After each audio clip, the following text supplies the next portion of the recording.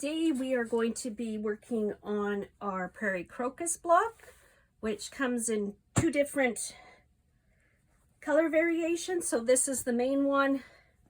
Here's the color variation for the second one.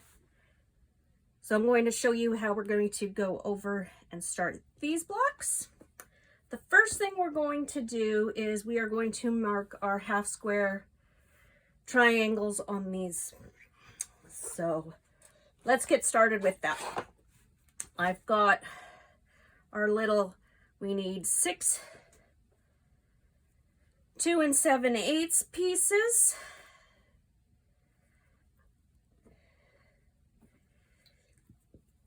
And we need 1 5 by, sorry, I don't have the pattern in front of me. 5 by, I'm pretty sure I said to cut these ones by 3 inches to leave that extra 1/4 of an inch. Mine aren't, so mine aren't going to line up perfectly, but that's okay. I will wing it and make it work. So we're just going to mark corner to corner. That is our first step. We want to use our little marking ruler here. I'm going to continue to use this one. I like this one because it's flatter and wider, so it makes it just a little bit easier for me to mark. You can use your rulers. I just find that with this one, I can match it very accurately corner to corner. And I will try to do that in full view of you that are watching. So just gently, we don't want to press too hard, and we don't want to press from the inside out because that will stretch and distort our marking for the outside corners, which is a very important detail. We don't want that stretched and placed askew.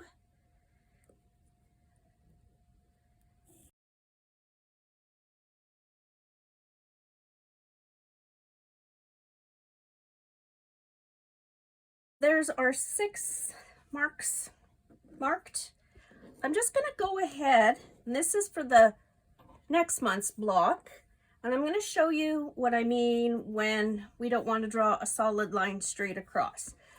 So in this fashion, we are doing the true half square triangles, so I want to match up my points in the center here, and I'm going to mark the 3 lines. I'm going to mark my 2 sew lines, and I am going to be marking my 1 cut line.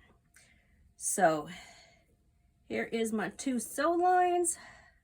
Once again, just very gently pressing. You're not going to see me do this because that's at the opposite side. But then I'm purposely going to go and mark this one where I'm drawing the line straight across.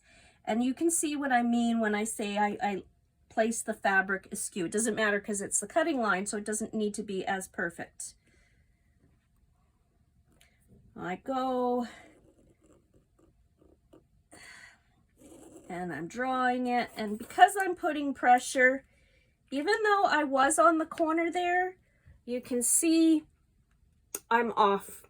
Doesn't matter because I know to cut corner to corner, but I just wanted to make you aware of that's why we start from both sides and go in instead of just drawing a straight line across. Even with the sandpaper there, it's just start from the end, gently push towards the center. Don't go straight across in one fluid motion. So I'm going to go ahead and I'm going to set this up for how you need to have it set up so that I can show you how to mark your pins, because one side is mirror image of the other side. So I want to show you how to do that so that you're not miscutting and it's done correctly. Gone and I've sewn and I've trimmed. I've started pressing open, but I'll finish now. And as I'm finishing and opening these, I'm sure you can see how our flower is evolving.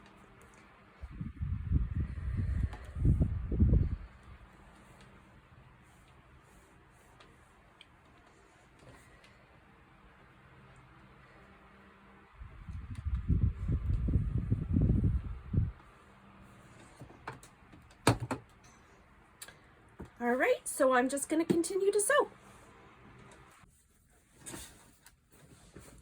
I've pinned and I've sewn our little starter corner here. I've pressed this way to the dark and this way to the side that has no seam. That just is easier for ease of fabric, and you're decreasing your layers of bulk. So this is how I did that. And remember, we want the long piece this way and the smaller piece here. For some reason, I think that looks aesthetically more pleasing. Here is that finished block. It's done that way. This one I wasn't paying enough attention, and it's done this way. And I think that's because these ones are going this way. So it just, you're focused at the top here, not the side. So I just think that's why it works that way. That's my opinion. If it works for you, or if you've done it wrong and don't feel inclined to redo it, that's okay. It's your block. You may do with it whatever way you choose. So as you can see, I've pinned on the side that I want to fold over. This is what I'm going to fold over. I'm going to do our seam here, and I'm going to fold over, and that is going to give us our points, our flower points. So these are pinned towards the left side, and these are pinned on the right side or the up side. So now I'm just going to quickly do these seams, and then I'm going to trim, and then I'll show you as I press open how it goes.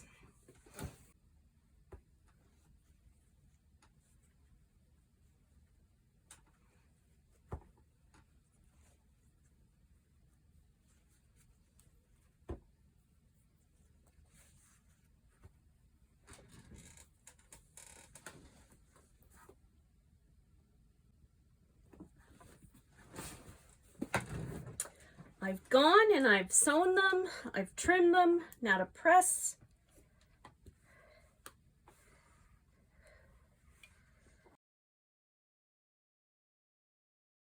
So now as we go, I'm going to do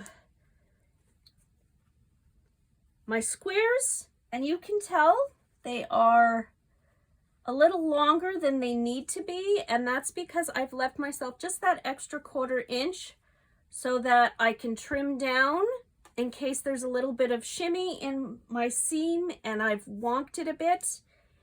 I don't want to be short. I want to be extra. All right. So I'm going to go and I'm going to sew the 2 yellows on, and then I'll come back. So I've gone and I've trimmed them. I want you to desperately know that this is the side you pin, and this is the side you fold over. I had taped that earlier, but when I went to open it up, I opened it up and I realized, oh, the points were orientated in the incorrect direction. So we want them in the correct direction. So I can get away with it, and I'm just going to reverse the order in which I sew them on. So instead of sewing them on the right and then the bottom, I'm going to sew them on the bottom and then the right, and I've just flipped them. So that actually works. So if you've made that mistake, go ahead and sew it this way. It really is not going to make a huge effect in the design of the block. I'm very happy to say that even if you're like me and you sew it incorrectly and you cut the wrong side and you press towards the wrong side, just flip them, sew them in the opposite order that the instructions say.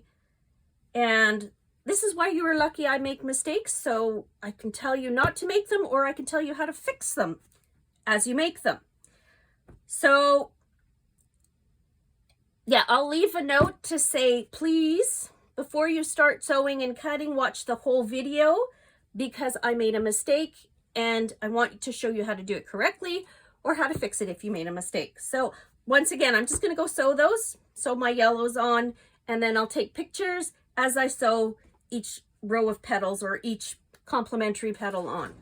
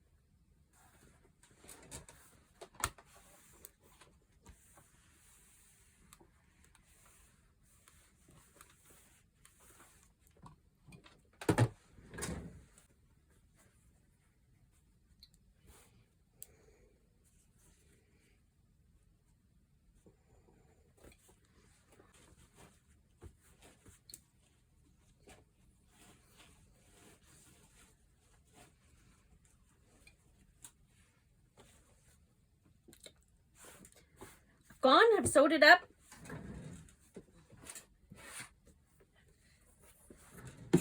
We're put together. We finish at approximately 12.5. I'm a little bit short here and there. So I strongly do recommend using really scant 1/4 inches. Your measurements always aren't going to line up perfectly. But we're at, so you know, 2 5/8, 5 1/4, 7 5/8 again, 10 and 12.5. So you know those are what those measurements are. You do also have the option of sewing at the 3 inches instead of the 2 7/8. And what you can do for that, because you do have enough fabric for that, is you can just trim down to 5 1/2, trim down to 8, trim down to 10, trim down to 10.5 or 12.5, pardon me. Because if you keep it this 3 inches, which is what this one is sewn at, it once again is like the first one. It is that almost that 1/4 inch, 1/2 inch too big. So that would be my suggestion. If you don't want to be short, you want to be more precise, cut it the 3 inches and then trim down to the measurements. That'll probably work very well. Right, this one I did the same way. I gave it a really good press. I misted it down. And you can see it is like 1/8 of an inch short of being 12.5 by 12.5, and it's just down here. So just to let you know. As for pressing, right, for this important one, I pressed to the dark. This one, I pressed to the easier point. And I did press where, you know, we've got the seam completely opened and not folded back on itself. And I've even gone and left mostly these points open, because it just makes it just that bit easier. Right, they're all pressed open with a little wonk. It works.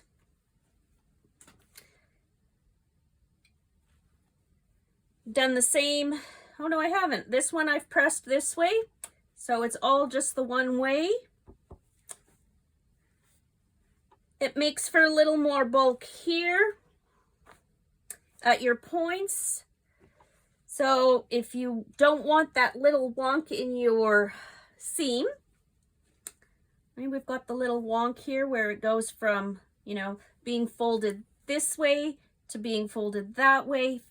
Go ahead and press this. This isn't quite as big of a deal at the points here because your sashing will be opened up this way. So you're not opening your sashing up and you're not folding back and you're not creating more bulk. All right, this one, you can see I'm a little short. Didn't work out quite as well. So I think I will add an amendment to my pattern and I will have you cut at the 3 inches and trim down to the 5.5, the 8, 10.5, and the 12. Or maybe it's 10 1/4 and the 12. So, all right.